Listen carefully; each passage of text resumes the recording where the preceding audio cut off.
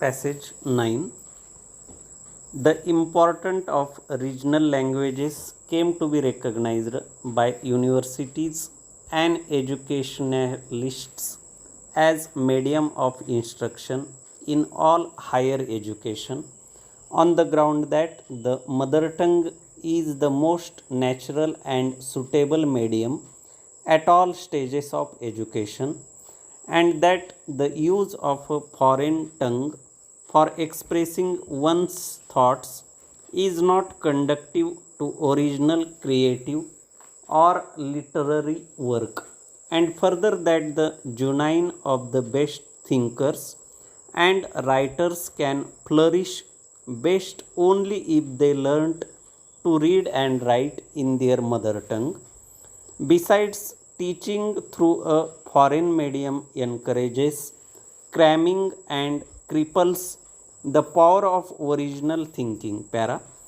The realization of these truths made the All India Educational Conference pass resolutions year after year urging the need of replacing English by a regional language at all levels of higher education.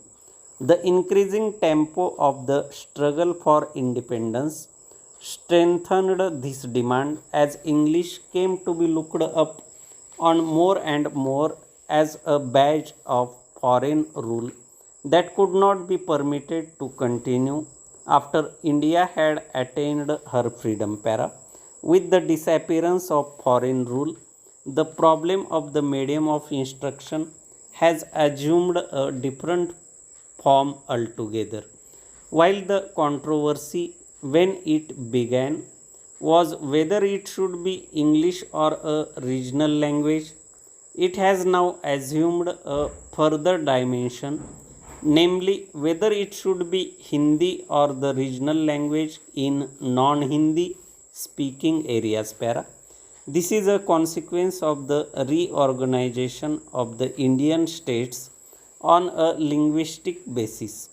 It has been further intensified by irrational prejudices and antagonisms between regions based on political and economic considerations and territorial disputes between states. Sentiment and linguistic chauvinism have unfortunately clouded the issue still further. Para. Irrelevant arguments are sometimes advanced in discussions on the medium of instruction. It is urged by some that the language in which all India competitive examinations are held should determine the medium of instruction. Competitive examinations are meant for students with marked ability and ambition who form a microscopic minority. Para. Universities are not coaching institutions for this minority.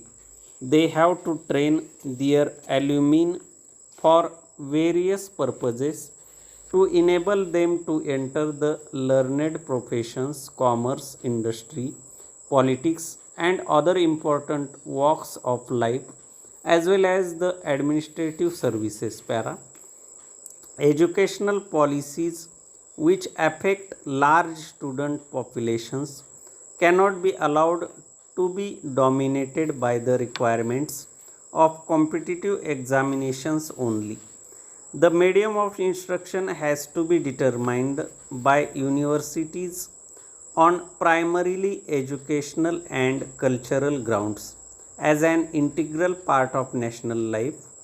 They are also required to reckon with two essential principles underlying our constitution, namely the unity of India and one common citizenship for the entire Indian people. Para. Whatever be the medium of instruction in individual universities, there is need for the compulsory study of the one common Indian language in all of them to prevent their isolation from one another, Hindi, which is known to the large majority of the people, is evidently the most suitable Indian language for this purpose.